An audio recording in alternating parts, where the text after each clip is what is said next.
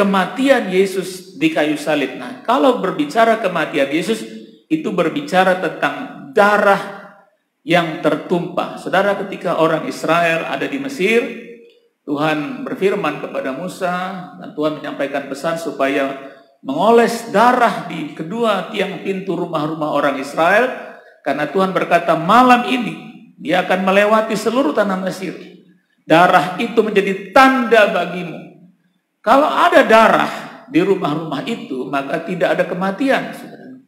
Tetapi kalau ada darah, atau tidak ada darah, maka akan ada kematian. Saudara yang kasih dalam nama Yesus Kristus, itulah sebabnya Alkitab berkata bahwa kalau kita percaya kepada Yesus Kristus, kita menerima kuasa darah Yesus itu, kalau kita satu kali kelak, kita akan masuk surga, tidak masuk neraka, saudara.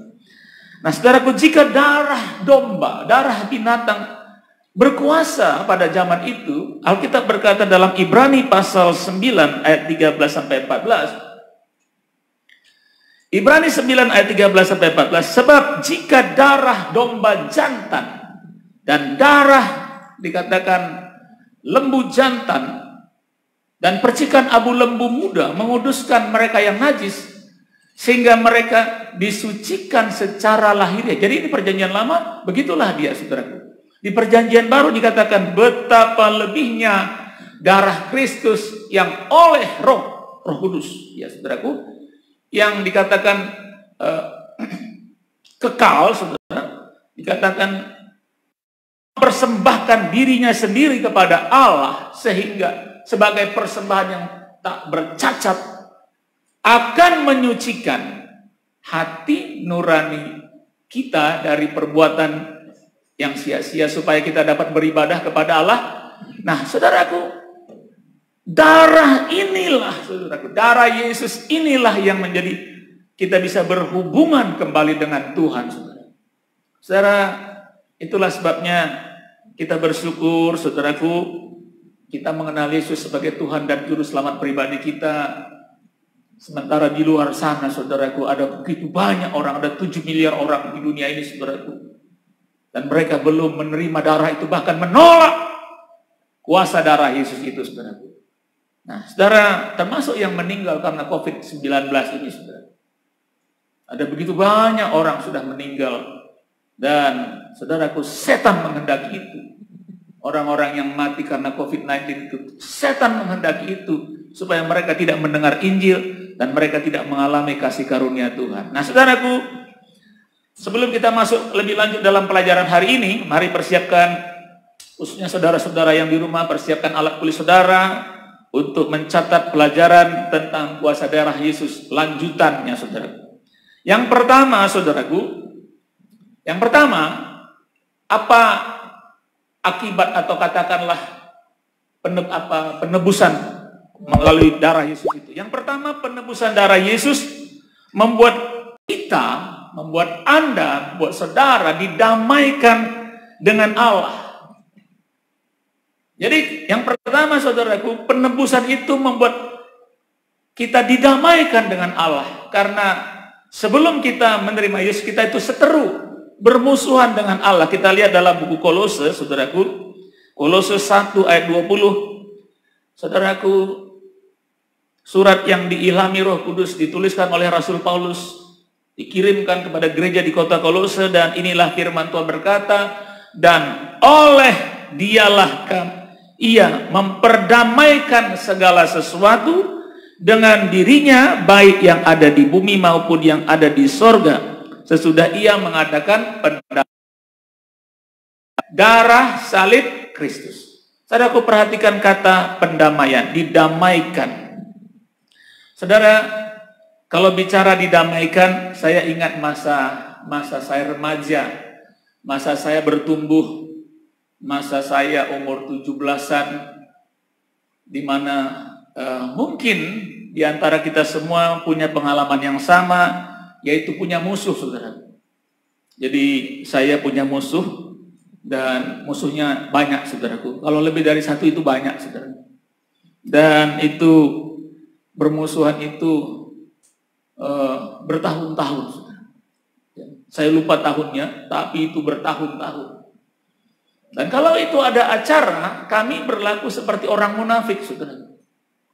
Tertawa bersama, tapi nggak ngomong, saudara. Dan sebenarnya saya cukup menderita dengan permusuhan itu. Apalagi dia 11 Amsal dikatakan memulai pertengkaran adalah seperti membuka jalan air atau tali air atau pengairan. Kalau kita di kampung pernah bertani, pernah buat di sawah, itu ada namanya pengairan, saudara.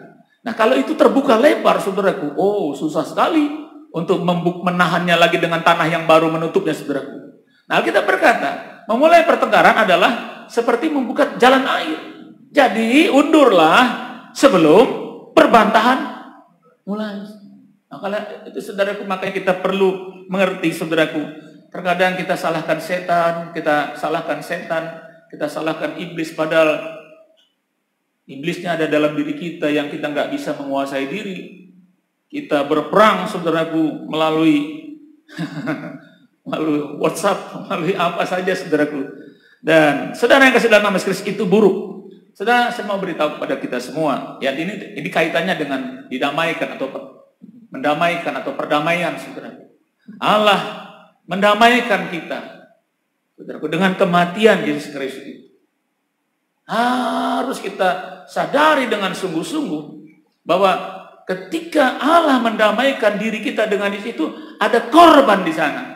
Ada yang mati gara-gara itu, saudaraku. Yaitu namanya Yesus Kristus, saudara. Nah, saudara yang kasih dalam nama Kristus, hari ini, ya, ini saya ngomong terus terang.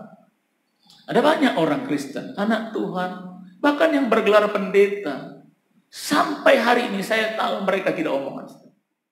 Walaupun apa pelayanan kita, saudaraku, pada waktu kita mati dalam keadaan demikian, kita mati dalam keadaan tidak kudus.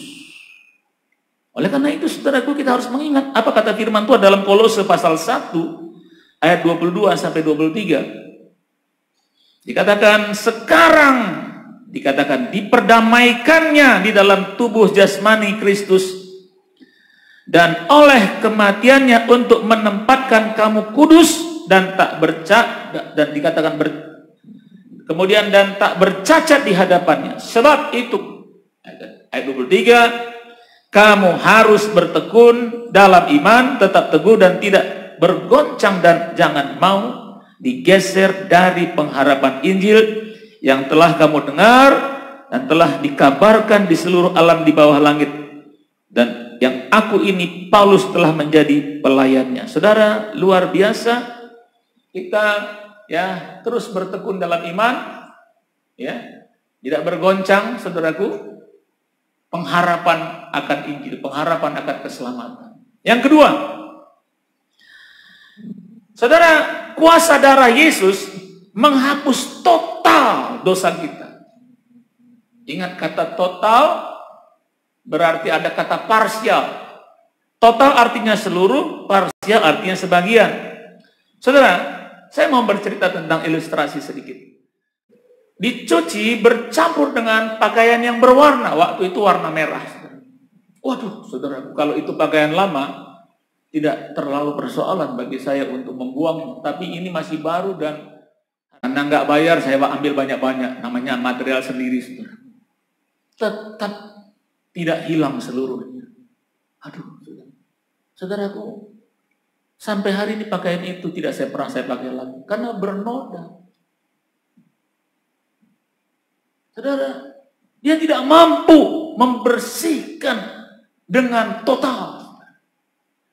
Tapi dosa kita yang dari muda sampai kita tua, ketika darah Yesus menghapus dosa itu total dan tidak ada satu pun. Karena dalam Alkitab berkata, Yesaya 1 ayat 18, Alkitab berkata, marilah baiklah kita berperkara firman Tuhan. Sekalipun dosamu merah seperti kirmisi. Kirmisi itu buah saga. Merahnya seperti bendera merah putih. Bendera merah, warna merah. Dikatakan akan menjadi putih seperti salju. Jadi ada perubahan yang betul-betul luar biasa, perubahan yang ekstrim karena dari merah menjadi putih. Kemudian sekalipun berwarna merah seperti kain kesumba itu merahnya sudah seperti kain ulos, mendekati hitam, merah yang mendekati hitam akan menjadi putih seperti bulu domba. Saudara lihat perubahannya radikal atau total. Dari merah menjadi putih, menjadi kain kesumba yang merah tua itu menjadi putih seperti bulu domba. Inilah kuasa darah Yesus. Yesus sanggup menyucikan dosa kita secara total. Tidak parsial, tidak setengah-setengah, saudaraku. Bahkan dia membuang dosa kita itu, saudaraku, ya. Mari kita melihat sebentar, saudaraku. Yesaya 43 ayat yang ke-25. Ini luar biasa, saudara. Tuhan menceritakan siapa dirinya. Kalau istilahnya Tuhan itu punya satu apa ya, saudaraku, ya, katakanlah seperti pelupa, ya. Tuhan, ketika kita ditebus oleh darah Yesus, maka Roh Kudus itu menjadi milik kita, saudara. Saudara, kita lihat dalam 1 Petrus 1 ayat 2. Alkitab berkata begini, 1 Petrus 1 ayat 2. Yaitu orang-orang yang dipilih sesuai dengan rencana Allah. Siapa itu? Saudara dan saya. Orang yang dipilih sesuai dengan rencana Allah. Nah, sebenarnya kalau dikembalikan kepada bahasa aslinya ini termasuk semua orang-orang yang melayani Tuhan secara ya total ataupun tidak, tapi semua orang-orang yang diselamatkan. Dikatakan Bapa kita dan juga dikuduskan oleh Roh supaya taat kepada Yesus Kristus dan menerima percikan darahnya. Kemudian dikatakan, saudaraku, kiranya kasih karunia dan damai sejahtera atas kamu. Saudara perhatikan, dikatakan dikuduskan oleh Roh. Saudara, ya, saudara harus ingat, di setiap penumpahan darah di perjanjian lama itu akan mendatangkan api, saudara. Saudara ingat bagaimana cerita Elia, Nabi Elia di dalam 1 Raja-Raja 18 ya, ayat 36 sampai 38. 1 Raja-Raja 18 ayat 36 sampai 38. Kemudian pada waktu mempersembahkan korban petang, tampillah Nabi Elia dan berkata, "Ya Tuhan, Allah Abraham," dikatakan Allah Ishak dan Yakub, dikatakan dan Israel di sini maksudnya Yakub, "Pada hari ini biarlah diketahui orang bahwa Engkaulah Allah di tengah-tengah Israel dan bahwa aku ini hambamu dan bahwa atas firman-Mu lah aku melakukan segala perkara ini. Jawablah aku ya Tuhan, jawablah aku, supaya bangsa ini mengetahui bahwa Engkaulah Allah ya Tuhan, dan Engkaulah yang membuat hati mereka tobat kembali." Perhatikan ayat 33, "Lalu turunlah api Tuhan menyambar habis bakaran kayu, api, batu, dan tanah itu, bahkan air yang dalam parit itu habis dijilatnya." Saudara perhatikan, korban binatang itu disembelih, ada darahnya. Setiap darah, setiap persembahan binatang yang mati itu akan menurunkan api dari langit atau dari surga. Darah domba yang dipersembahkan itu di perjanjian lama binatang, di perjanjian baru wujudnya adalah darah Yesus Kristus. Api adalah lambang Roh Kudus. Saudara, setiap kali orang Kristen, seseorang, bukan hanya orang Kristen, setiap orang dia menerima anugerah, dia percaya pada Yesus Kristus, sebenarnya itu mengundang Roh Kudus masuk dalam dirinya, saudara. Makanya saya cukup heran juga, katanya sudah anak Tuhan, lalu di mana hadirat Roh Kudus itu dalam dirinya? Kok hidupnya ngaco? Artinya dia belum selamat, saudaraku. Atau dia pernah selamat, dia tolak anugerah itu, saudara. Sehingga kita tidak melihat, saudaraku, dalam dirinya ada api itu, saudara. Darah di perjanjian lama selalu mengundang api datang, saudara. Demikian juga saudaraku, keselamatan yang kita terima itu selalu mengundang Roh Kudus masuk dalam hidup kita, dan kita pada akhirnya kita akan dipenuhkan dengan Roh Kudus. Dipenuhkan dengan Roh Kudus. Alkitab berkata setiap anak Tuhan, anak Allah, dia dipimpin oleh Roh Allah. Roh Allah, Roh Kudus. Di Perjanjian Lama ada darah yang tertumpah, api datang, saudara, menyambar, saudara. Seperti bensin saja itu, saudara. Setiap kali terjadi keselamatan, Roh Kudus menyambar orang itu juga, saudara.